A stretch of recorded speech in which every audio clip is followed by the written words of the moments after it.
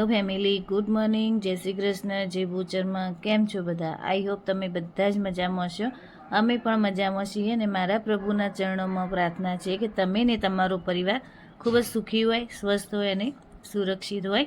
તો સરસ મજાની સવાર થઈ ગઈ છે અને આપણે દીવાબત્તીએ સરસ કરી દીધી હતી અને દૂધે આપણે સરસ ઉકાળીને મૂકી દીધું હતું, કારણ કે હવે ઉનાળો આવ્યો એટલે આપણે દૂધ તો ઉકાળીને મૂકવું જ પડે. એક વખત ઉભરો આવે એટલે પછી એને ધીમો ગેસ કરીને ધીમે તાપે ઉકળવા દેવાનું.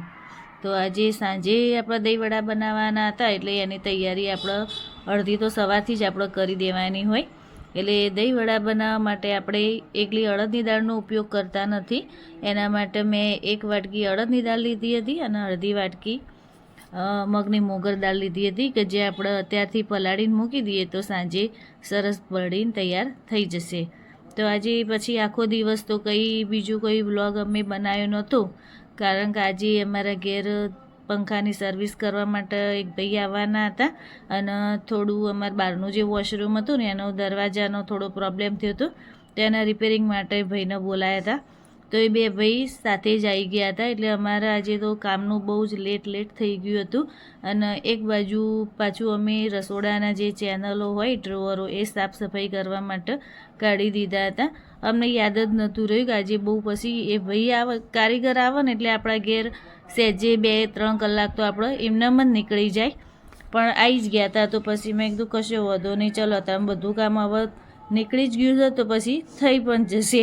હિંમત તો કરવી જ પડશે, હિંમત કર્યા વગર તો ચાલવાનું જ નહોતું. એટલે પછી અને કેવું હતું કે આજે ચેનલો ભરાયેલી હતી ને મને કાઢતા ફાવતી નથી, એટલે નેન્સીને કીધું તું મને કાઢી આપ. તો નેન્સીએ સરસ મને બધા જ ડ્રોવર એને કાઢીને આપી દીધા હતા, પણ પછી સફાઈ કરવા માટે લાગી જ ગઈ હતી. તો સરસ એણે બે બાજુના ડ્રોવરો સાફ કરી દીધા હતા અને સરસ પહેલાં પાવડરથી પોતા મારી દીધા હતા. પહેલાં તો સરસ સાવણીથી જ એણે સાફ કરી દીધું અને પછી એની અંદર સરસ પોતા લગાવી અને મૂકી દીધા હતા. અને પછી જે આપણા ડ્રોવરો હોય એ સાફ કરી દીધા હતા સાબુનું પાણી કરીને સરસ. અને પછી જો એણે લગાવીને આપ્યું હતું ને એટલે પછી મેં એની અંદર દિવેલથી જે ચેનલનો ભાગ હોય ને એની અંદર કરી દીધું, કે જેથી આપણે એકદમ સ્મૂથલી બહાર નીકળી રહીએ. એટલે કાટબાટ જેવું થોડું થઈ ગયું હોય ને તો એના લીધે એકદમ સ્મૂથલી બહાર આવી જાય અને આપણને થોડું કડક બી ના પડે. થોડો ટાઈમ થાય ને એટલે આપણે કેવું હોય, દરવાજાના જે મજાગરાનો ભાગ હોય એમાં દિવેલ લગાવી દઈએ એટલે દરવાજામાં અવાજ આવતો બંધ થઈ જાય, એ બધું કરતું રહેવું. તો સાંજનો ટાઈમ થઈ ગયો હતો, કારીગરો આવીને જતા રહ્યા હતા ને અમારે બહુ જ મોડું થઈ ગયું હતું આજે તો. અને દહીંવડાનો કાર્યક્રમ અમે કરીને મૂકી દીધો હતો, પણ મેં કીધું ચલો હવે થઈ જ જશે. એટલે પછી પહેલાં તો મેં દહીંની ચટણી બનાવીને મૂકી દીધી હતી, કે એની અંદર મીઠું અને સંચર નાખીને વલોઈને સરસ મિક્સ કરી અને ખાંડ નાખી હતી, કારણ કે દહીંવડામાં તો ગળ્યું જ દહીં હોય એટલે સરસ કરીને મૂકી દીધું હતું. અને દાળ જો આપણે પલળીને સરસ તૈયાર થઈ ગઈ હતી. નેન્સીએ કેવું તમને બતાવ્યું ને એવી રીતે સરસ પલળી ગઈ હતી દાળ, અને હવે એને આપણે મિક્સીમાં પીસી દઈશું. તો નેન્સી હવે એ કામ કરવા માટે લાગી ગઈ હતી. ઘરનું કોઈ બી કામ હોય, તમારે 1 થી 2 ભલા હોય તો કામ કરવાની મજા આવે અને કામ એ તમારે ફટાફટ થઈ જાય. ઘણી વખતે કેવું હોય, ઘરમાં ભલે આપણે ઘરડા મા બાપ હોય, પણ ઘરડો હોય એ તમને કપડાં વાળીને આપે, વાસણ લૂછીને આપે, શાક સમારીને આપતા હોય, આપણને કેટલોય કામનો ટેકો થઈ જતો હોય. તો જો દાળ આપણે સરસ દળી દીધી હતી મિક્સરમાં અને પછી એના હાથેથી સરસ ફેટી દીધી હતી, કે જેથી કેવું હોય એની અંદર હવા ભરાઈ જાય ને એટલે એકદમ ફ્લફી થઈ જાય આપણું અને એકદમ હલકું ફૂલ આપણું બેટર બની ગયું હતું. અને પછી આપણે બનાવવાની હતી ગ્રીન ચટણી. તો ગ્રીન ચટણી બનાવવા માટે આપણે લઈ લીધું હતું કોથમીર, પુદીનો, સિંગદાણા, મીઠું, પછી જીરું લઈ લીધું હતું, સિંગદાણા લીધા હતા અને અંદર ખાંડ નાખી હતી, પછી અને થોડું દહીં નાખ્યું હતું અને એના મિક્સરમાં આપણે ફેરવી દીધું હતું. તો પહેલાં આપણે ભગવાનના જે થાળી પીરસવાની હોય ને એટલે એમના માટે મેં લસણ વગરની ચટણી પહેલાં કાઢી લીધી હતી. અને હવે અમારી જે ચટણી કરીને એની અંદર મેં લસણ નાખી અને પછી પીસી લીધું હતું. તો જુઓ કેટલી મસ્ત ચટણી બની ગઈ છે અને આ ચટણીનો ટેસ્ટ ખરેખર એટલો મસ્ત આવતો હોય છે ને.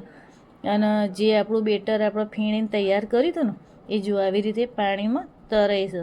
એટલે આવું થાય ને એટલે પછી સમજી લેવાનું કે આપણું બેટર એકદમ બરાબર જ છે. પછી એની અંદર લીલા મરચાંના ટુકડા લઈ લીધા હતા, થોડું જીરું લઈ લીધું હતું, કોથમીર લઈ લીધી હતી અને થોડું મીઠું નાખી અને સરસ આપણે એને એકદમ મિક્સ કરી દઈશું. પછી આપણે તેલ મૂકી દીધું હતું અને જો તેલમાં બધા જ જેમ જેમ નેન્સી અંદર દહીંવડા મૂકતી હતી ને, જે વડા તળવાના, જો બધા ઉપર તરતા જ રહેશે, સહેજી ડૂબી નહીં જતા. અને આવી રીતે બેટર બનાવ્યું હોય ને એ કોઈ દિવસ અંદર ડૂબી ના જાય, ઉપર તરતા જ રહે. પછી દહીં વડાને પલાળવા માટે આપણે એક બાજુ પાણી ગરમ કરવા માટે મૂકી દીધું હતું.